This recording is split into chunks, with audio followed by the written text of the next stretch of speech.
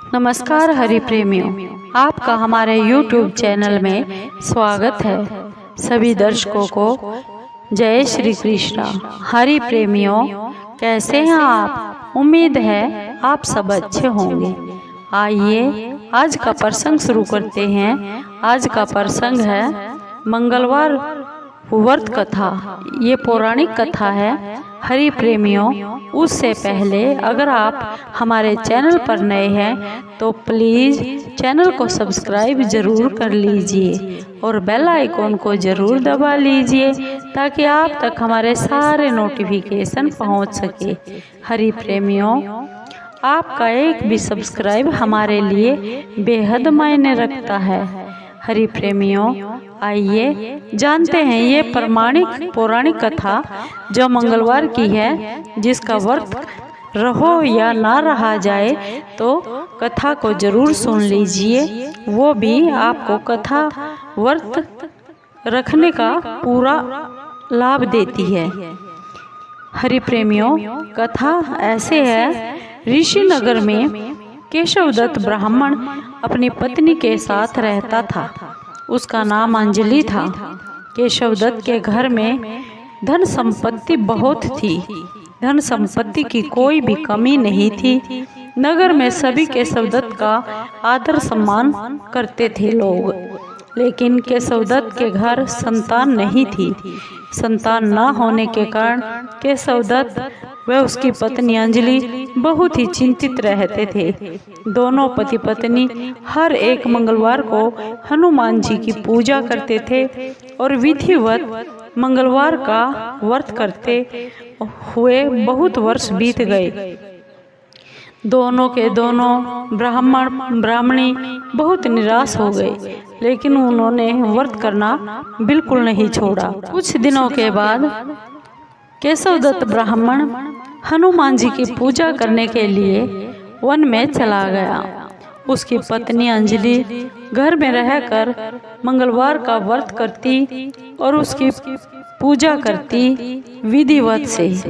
दोनों पति पत्नी बेटे की प्राप्ति के लिए मंगलवार का व्रत रखते और नियम और विधिवत करते। अंजलि ने अगले मंगलवार को फिर से व्रत किया, लेकिन किसी कारणवश उस दिन वह हनुमान जी को भोग नहीं लगा सकी। उस दिन वह सूर्यास्त के बाद भूखी ही सो गई। अगले मंगलवार को हनुमान जी का भोग बिना लगाए ही उसने भोजन नहीं करने का प्रण कर लिया। 6 दिन तक अंजलि भूखी प्यासी रही, क्योंकि उसने मंगलवार के दिन भोग नहीं लगाया था। इसलिए वह अपने पछतावे की वजह से उसने भोजन नहीं किया। और 7वें दिन मंगलवार को फिर से अंजलि ने हनुमान जी की पूजा की और व्रत किया, लेकिन तब भी भूख और प्यास के कारण अंजलि बेहोश हो गई। हनुमान जी ने अंजलि को स्वप्न में दर्शन देते हुए कहा, पुत्री, मैं तुम्हारी पूजा और पाठ से बहुत ही प्रसन्न हूँ और तुम्हें सुयोग्य और सुंदर पुत्र होने का वरदान देता हूँ। यह कहकर बजरंगबली हनुमान जी अंतर्ध्यान हो गए। लेकिन अंजलि की आँख खुली। तत्काल अंजलि ने उठकर हनुमान जी को भोग लगाया और खुद भी भोजन किया। हनुमान जी की ऐसी अनुकंपा से अंजलि ने एक बहुत ही सुंदर पुत्र को जन्म दिया। मंगलवार को जन्म लेने के कारण उस बच्चे का नाम भी मंगल प्रसाद रख दिया गया। कुछ दिनों के बाद अंजलि का पति केशवदत्त भी जंगल से वापस घर लौट आया। उसने मंगल को देखा तो अंजलि से पूछा, अंजलि, यह इतना सुंदर बच्चा किसका है? अंजलि ने खुश होते हुए हनुमान जी के दर्शन देने और बेटे की प्राप्ति का वरदान देने की सारी कथा अपने पति को सुना दी। लेकिन केशवदत्त को उसकी बातों पर बिल्कुल भी विश्वास नहीं हुआ। उसके मन में पता नहीं कहां से एक कलुषित विचार आ गया और अंजलि ने उसके साथ विश्वासघात किया है।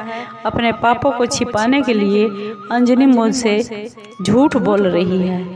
केशवदत्त ने उस बच्चे को जान से मार डालने की योजना बना ली।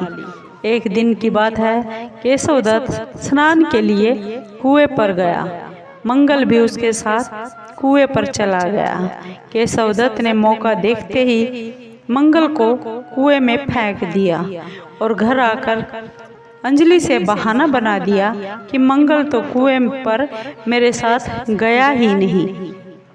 केशवदत्त के इतना कहने के बाद ठीक मंगल दौड़ता हुआ घर वापस लौट आया।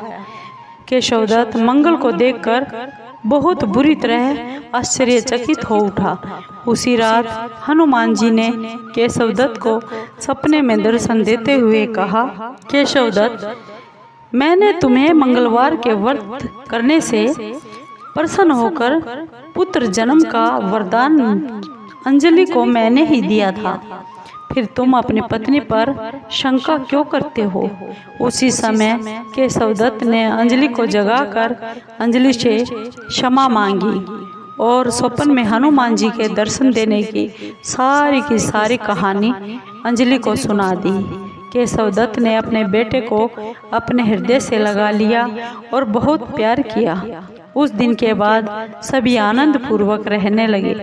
मंगलवार का विधिवत व्रत करने से केशवदत्त और उनके परिवार के सभी कष्ट दूर हो गए।